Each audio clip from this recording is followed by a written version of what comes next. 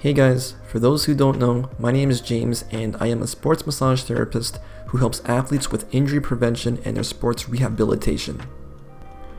I am also a Brazilian Jiu Jitsu brown belt and fortunate enough to be able to train with some of the top level competitors in the sport through my profession.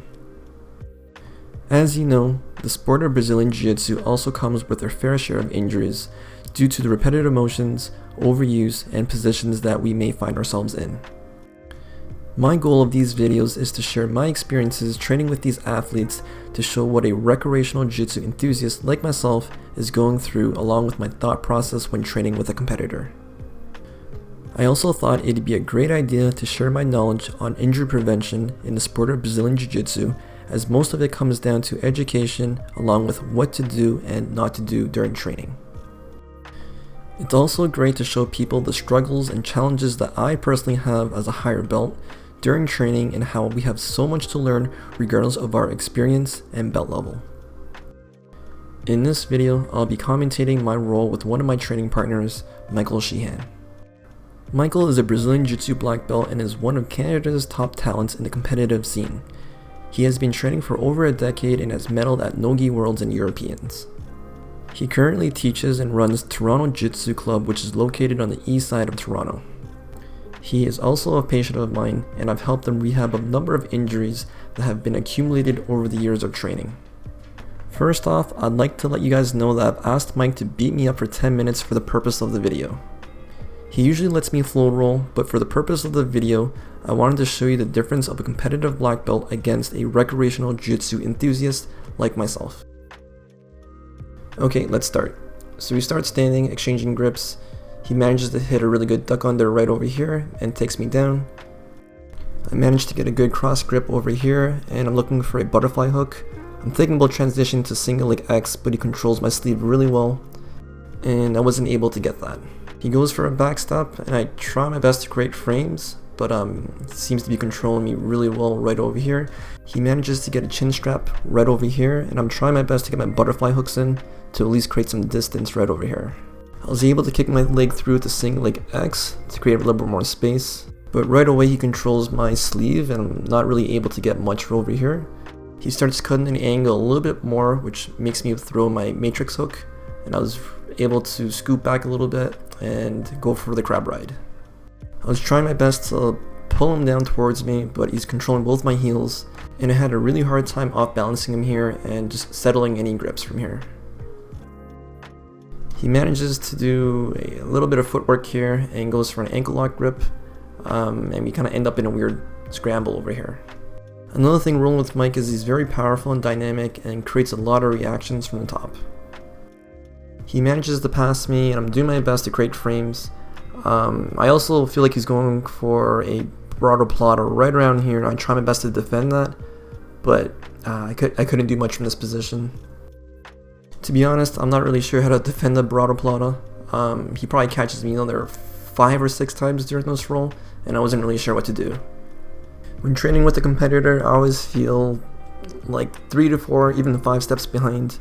As you can see here, I'm trying my best to create some sort of guard, but he's using a lot of footwork, controlling my legs, and he just passes through my guard pretty easily.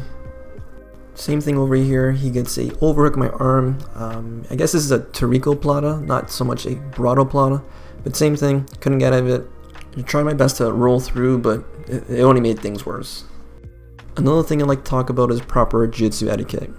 Even though Mike is easily passing me and submitting me, you'll notice he's not going crazy or wrenching on any submissions, and he's giving me more than enough time to tap as well. He also goes for a guard pass right around here. I managed to sneak in a butterfly hook as well, but he easily kills that with some footwork over here and manages to settle into side control, or knee on belly. I'm doing my best to retain some sort of guard or recover my guard actually, but he's actually creating a lot of pressure with the knee on belly over here.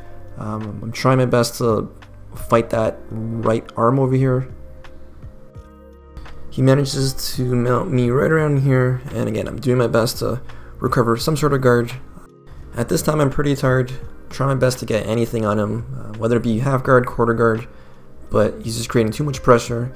Over here, I feel him fighting for the overhook, and Same thing as before, I feel like he was going for the Brado Plata. I'm trying my best to create some sort of distance between him and myself. Just a quick tip in regards to the Brado Plata. It's essentially a Kimura and places the shoulder in internal rotation, which is a movement that many of us don't have to begin with. So if you have a history of any shoulder issues such as impingement, dislocations, or anything like that, I would highly advise you tap a little bit sooner than later. So now Mike decides to play guard, pulls me into single leg X. He does a really good job off balancing me. To be honest, I'm not the most comfortable playing top. I spent most of my years of jiu-jitsu defending because most of the people I trained with were competitors, and I didn't really have much time training with white belts or blue belts or just simply anybody less experienced than me. For that reason, I usually found myself defending, playing guard and whatnot. But now I'm making an effort to playing top a little bit more, working my passing, using a little bit more footwork, and just setting up more things. Once again, Mike passes me pretty easily. He does a really good job neutralizing my hips over here. At this time here, I feel I'm going for a overhook. I try my best to create some sort of defense over here, but again, he throws his leg over into the Brado Plata, and again, I roll through, or actually, he forces me to roll through, and I tap. Another good habit to make is to tap before anything happens, of course. I'm very, very mobile, so I actually don't feel many submissions, but I know if I can't get out of a submission, there's really no point of me hanging out there and risking an injury for no reason. Here we're doing a little bit of grip fighting. I feel like brown belt grip fighting is extremely important. Again, I can't manage to get any good grip on him. I'm trying to scoot back a little bit to create some space. He grabs my sleeve and I immediately feel some sort of danger. And again, attempts to pass me and managed to sneak in some sort of butterfly here, but he goes for the same pass earlier that he hit before and ends up in side control. I feel him playing around with my lapel right around here. Again, try my best to retain some sort of guard, and then he manages to armbar me right around here. Once again, you'll notice he's not cranking on any submissions or wrenching on my limbs.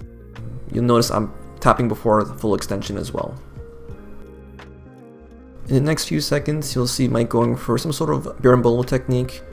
Pay close attention to how he inverts. He's not inverting over his head, he's actually inverting over his shoulder. I see a lot of white belts, blue belts, trying to berimbolo, and they're literally just rolling over the neck.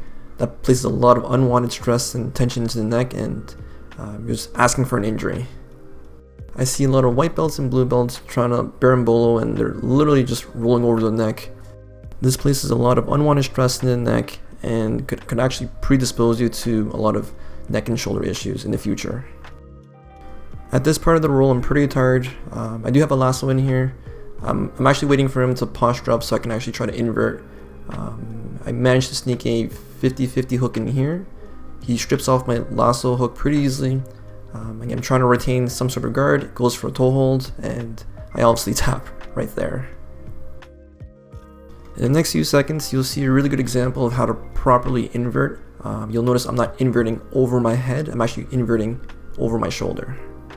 A good tip to invert is to tuck your chin towards your belly and tilt your head away from the side you're going towards. Try your best not to rotate your head as if you're checking your blind spot, as that places a lot of stress on the neck and shoulders. Remember that wherever the head goes, the body must follow. At this point of the roll, I'm pretty tired. I go for a very sloppy cross-collar sleeve guard. Mike immediately passes my guard. I think we have some sort of quarter guard right now, and I'm trying my best to create some sort of frame, but obviously it's not working. If you've never rolled with a competitor before, it's pretty different. Like I said before, they're always a few steps ahead of you. Again, I couldn't manage to get any grips. Like I said, I'm trying to create some frames, create space here. He managed to mount me, or actually get into side control. He goes for an arm triangle, and honestly, he already knew he had it. Like I said before, there's really no point of hurting your teammates or holding onto a submission for longer than you need. Mike goes for a stack pass variation here, and I actually leave my arm out a little bit too long, and he capitalizes on that with an armbar. Once again, Mike goes for a berimbolo, and really pay attention to how he inverts. He's tucking his chin in rolling over his shoulder, and again, that places very little stress on the neck and the shoulders. Another thing to note is, even though Mike has been submitting me for the past few minutes, I don't feel any sort of pains, injuries, aches, or anything like that. Competitors are very controlled with their movement. Unlike white belts, or perhaps even some blue belts, some of them can be very spazzy, and in fact, some of my rolls with white belts are actually a little bit harder than a black belt. It's just I'm exerting too much energy, and their movements are very unpredictable. If you're a white belt and you're watching this video, try your best not to spaz. You're really not going to get anywhere. Perhaps you might even get injured, or worst of all, injure a teammate, and nobody's going to want to train with you anymore. I know Mike's going for the assassin choke. He traps my arm with my own lapel, which is pretty cool, puts me in a crucifix, and again, there's not much I can do from here. He goes belly down, throws in his leg, and that's basically it.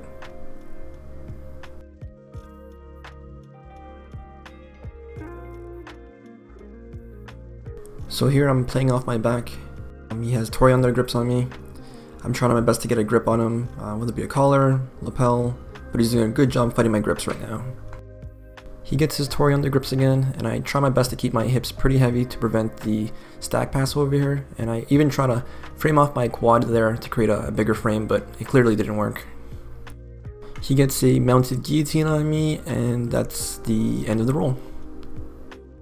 If you enjoyed the video, please leave a like and subscribe to our YouTube channel for more content like this.